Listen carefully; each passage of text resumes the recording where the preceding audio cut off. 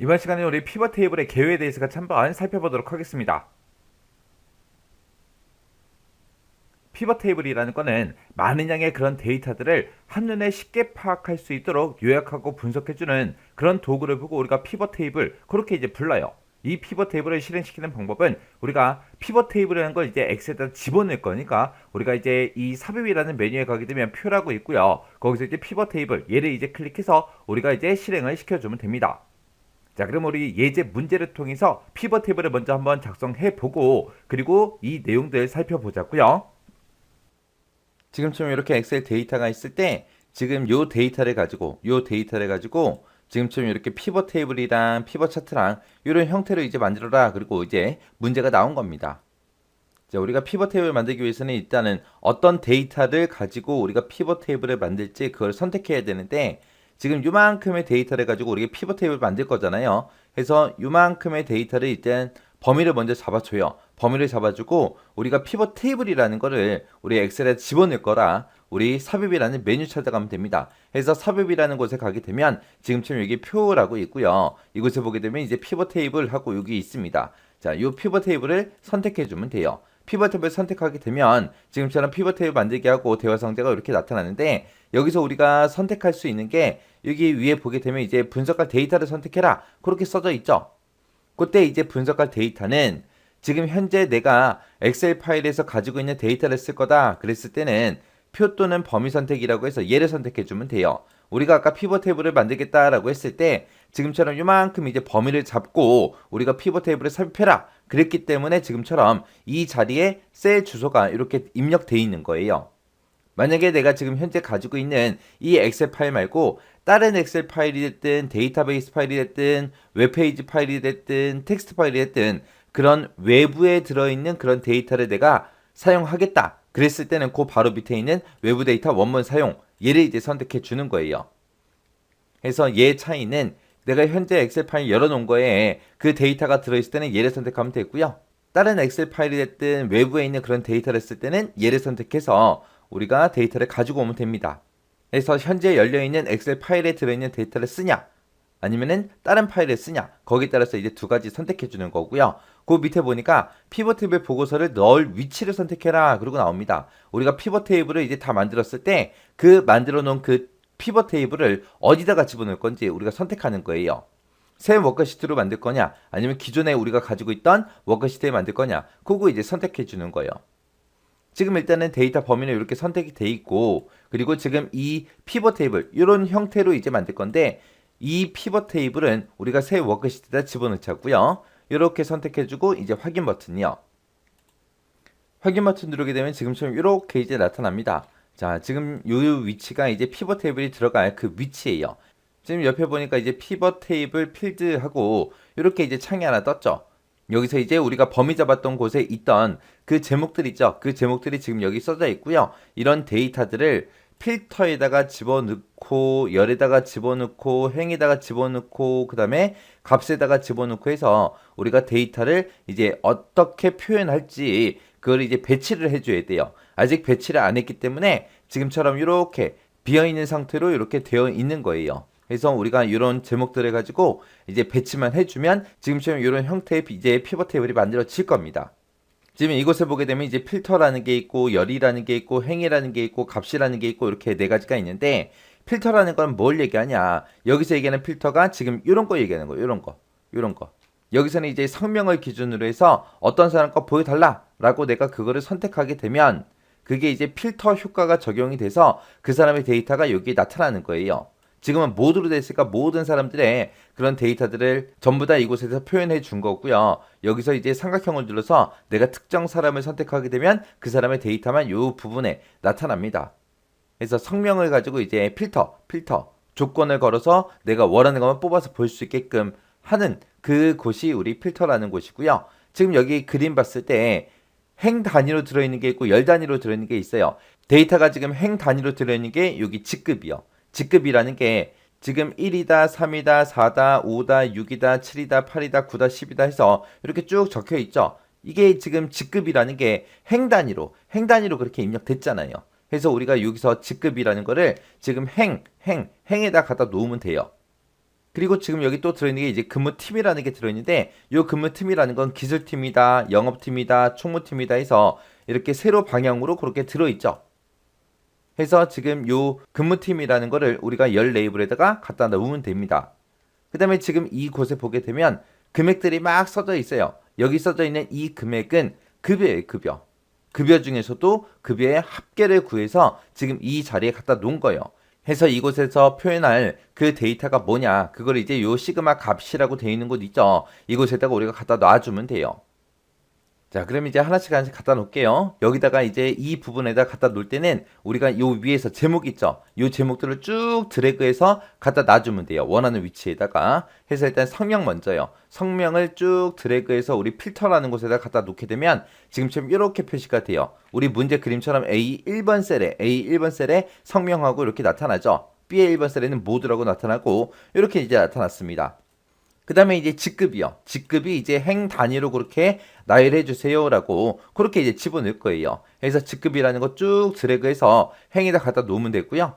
그 다음에 이제 근무팀이라는 게 기술팀이다, 영업팀이다, 총무팀이다 있는데 요거는 이제 열 단위로 그렇게 들어간 거예요. 그래서 근무팀이라는 거 쭉 드래그해서 우리가 열에다 갖다 놓으면 되고, 그 다음에 이제 요 안에다가 이제 집어넣을 데이터요. 지금 여기 만들어진 거 보면 지금 요 안에 수치가 하나도 없잖아요. 이 숫자들은 뭐다? 급여다. 급여 중에서도 급여에 뭐를 구한 거다? 합계를 구한 거다. 그렇게요.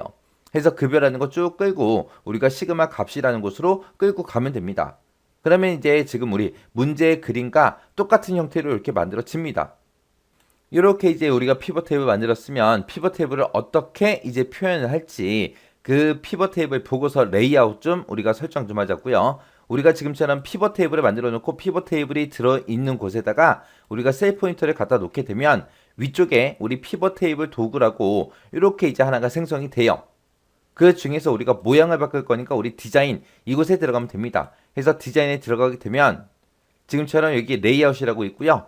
피벗 테이블 요 보고서를 어떻게 이제 표현할 건지 그 레이아웃 좀 설정 좀 하자고요. 자, 이 레이아웃에 들어가기 때문에 이제 압축 형식으로 표시라는 게 있고 개요 형식으로 표시, 테이블 형식으로 표시, 모든 항목 레이블 반복, 항목 레이블 반복 안함 하고 이런 것들이 있거든요.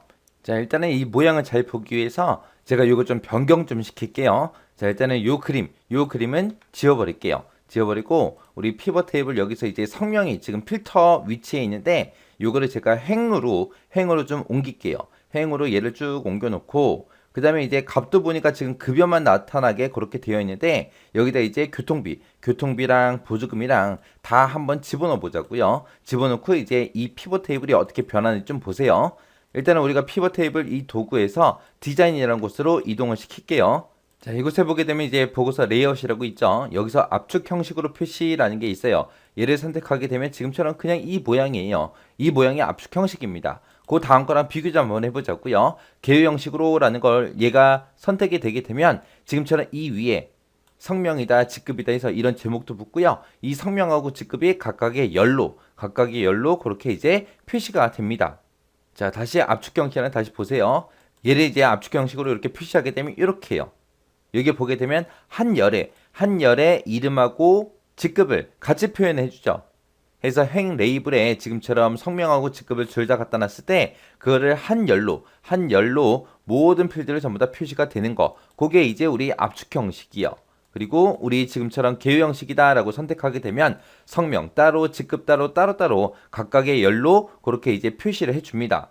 그리고 지금 이 상태에서 지금 우리 테이블 형식으로 표시 얘를 선택하게 되면 지금처럼 엑셀 셀 모양처럼 그렇게 이제 표시해 주는 거. 해서 중간중간에 전부 다 행이다 열이다 해서 전부 다 눈금선이 다 들어갔죠. 이게 이제 우리 테이블 형식으로 표시하는 거예요. 다시 보세요. 자, 개요 형식이요. 개요 형식일 때는 이 앞에 뭐 제목 같은 게 써져 있어요? 안 써져 있어? 안 써져 있어요. 근데 지금 이거를 테이블 형식으로 표시하게 되면 직급이 그 위로 올라가고 그리고 이 사람 각각의 사람들마다 전부 다 요약이다 해서 이렇게 전부 다 이제 표현을 해줘요. 이게 이제 테이블 형식이요. 그리고 개요 형식은 그런 제목들이 없고 이름이 위에 표시되고 바로 아래 줄에 직급이 표시되고 이름 표시되고 그 밑에 직급 이름 표시되고 그 밑에 직급 하고 이런 형태로 표시되는 게 우리 개요 형식입니다. 그 그 다음에 이제 그 밑으로 내려가서 이제 모든 항목 레이블 반복이라고 있죠.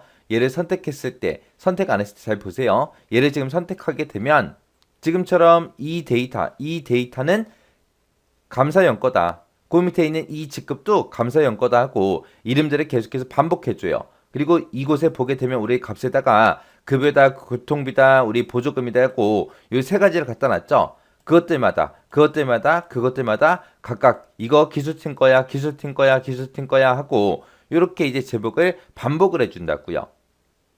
근데 이제 그 밑에 보세요. 항목 레이블 반복 안함이라고 있죠. 얘를 선택하게 되면 지금처럼 딱 한 번씩만 표현해 주는 거예요. 그래서 지금 여기 감사연 거를 보게 되면 직급이 여기도 써져 있고 이 감사연이라는 사람의 급여의 합계가 지금 여기 써져 있는데 그때 이름도 한 번씩만 표현됐죠. 그리고 이것도 보세요. 요 세 개가 전부 다 기술팀 거예요. 그때도 제목은 한 번만 표시됐죠. 그 옆에 것도 마찬가지요. 영업팀이다 해서 한 번만 표시됐습니다. 이게 이제 반복함, 반복 안함이요. 반복해라, 반복하지 않는다. 그거 이제 차이점이요. 자, 그럼 이제 우리 문제 그림처럼 다시 갖다 놓을게요. 성명 갖다 놓고 만약에 지금처럼 교통비하고 보조금을 내가 지우겠다라고 했을 때는 교통비를 선택하게 되면 지금처럼 이런 메뉴가 자동으로 떠요. 지금 방금 제가 마우스 오른쪽 버튼 누른 게 아니라 왼쪽 버튼 누른 거거든요. 그때 이제 필드 제거해서 얘를 선택을 해도 되고요. 아니면 이제 보조금 얘를 내가 지우겠다라고 했을 때 보조금 얘를 클릭을 한 상태에서 쭉 드래그해서 위쪽으로 그냥 갖다 놓으면 됩니다. 그렇게 해도 이제 삭제가 돼요. 그 다음에 이제 여기 필터 좀 보세요. 여기 필터. 지금 성명이 전부 다 모두라고 돼 있기 때문에 모든 사람들의 데이터를 싹 다 이곳에다 다 표시를 해주는데 이 중에서 얘를 클릭한 다음에 그 다음에 감사연이라는 사람을 한 명만 클릭하고 확인 누르게 되면 감사연에 대한 그 데이터가 나오는 거고요. 그 다음에 이제 김용철이다 해서 얘를 선택하고 확인 누르게 되면 그 사람의 데이터만 이렇게 표시가 됩니다. 근데 나는 이렇게 한 사람 한 사람 말고 여러 명을 한꺼번에 보겠다라고 했을 때는 그 아래쪽에 여러 항목 선택이라고 있죠. 얘를 체크해 주면 돼요. 그래서 지금처럼 이렇게 여러 항목 선택이라는 거 선택을 하게 되면 앞에 체크박스가 이렇게 생깁니다. 그래서 누구누구 거 볼지 이제 내가 체크만 해주면 돼요. 체크하고 나서 확인 버튼 누르게 되면 그 사람들의 데이터만 이렇게 표시가 돼요. 그렇게 표시되면서 위에 보면 여러 가지 항목이 선택되어 있습니다 하고 이렇게 나옵니다. 그리고 여기 보니까 필터 모양의 그림이 이렇게 생겼죠. 그래서 이게 이제 필터예요. 필터. 그래서 얘를 다시 원래대로 만들겠다 그러면 얘를 선택한 상태에서 모두라는 거 얘 한 번만 체크해주고 확인 버튼만 눌러주면 돼요. 그럼 다시 이제 원래대로 되돌아가죠. 그래서 이 피벗 테이블이라는 거는 지금처럼 이렇게 많은 양의 데이터를 한눈에 쉽게 파악하기 위해서 내가 보고 싶은 것만 끌어다가 갖다 놓고 이제 요약하고 분석해서 보여주는 그런 도구를 보고 우리가 피벗 테이블이라고 하는 겁니다. 자, 그럼 이제 해당 내용 좀 보자고요. 그래서 우리 피벗 탭을 만들 때는 엑셀 목록이 됐든 아니면 데이터베이스가 됐든 외부 데이터가 됐든 아니면 다른 피벗 테이블을 이용해서 우리가 이제 피벗 테이블을 만들어 줄 수 있더라. 그리고 이제 피벗 탭을 만들 때 각각의 이제 필드별로 다양한 조건도 이제 지정할 수 있고요. 그리고 이제 그룹별로 데이터 집계가 가능한 게 우리 피벗 테이블이더라. 그리고 이제 피벗 탭을 만들어 놓고 우리 원본 데이터 있죠? 그 원본 데이터가 변경이 되면 자동으로 변경되지 않습니다. 우리 차트 같은 경우에는 우리 원본 데이터가 바뀌면 바로바로 차트에 반영이 돼서 바로바로 업데이트가 돼요. 근데 이 피벗 테이블은 우리 원본 데이터가 변경이 되면 자동으로 바뀌지 않기 때문에 우리가 피벗 테이블 도구의 분석의 데이터에 들어가게 되면 세로 고침이라고 있습니다. 이 세로 고침을 우리가 클릭을 해줘야 피벗 테이블에 데이터 변경된 그 내용이 반영이 돼요. 그래서 우리가 세로 고침을 꼭 눌러야 반영이 된다. 요거 이제 잘 기억하셔야 돼요. 그리고 피벗 테이블을 작성할 때 피벗 테이블 작성 위치를 우리가 따로 지정하지 않으면 피벗 테이블 작성 위치 기본값이 새 워크시트이기 때문에 새 워크시트에 이제 작성이 되더라. 그리고 작성한 피벗 테이블의 필드 단추를 다른 열이 됐든 행이 됐든 그쪽으로 이제 드래그를 해서 우리가 이제 변경도 시킬 수가 있고요. 필드 단추의 위치를 우리가 변경을 했을 때 데이터 표시 형식 있죠? 그게 이제 변경이 돼요. 그리고 사용자가 피벗 테이블에다가 새로운 필드도 추가시킬 수 있더라라는 거 요거 이제 잘 기억하시면 됩니다. 그래서 우리 피벗 테이블도 우리 특징에 관한 문제를 묻는 문제가 매 회차마다 거의 나온다고 생각하시면 돼요. 자주 나오는 그런 내용이기 때문에 이 특징 정확하게 잘 정리하고 지나가시기 바랍니다.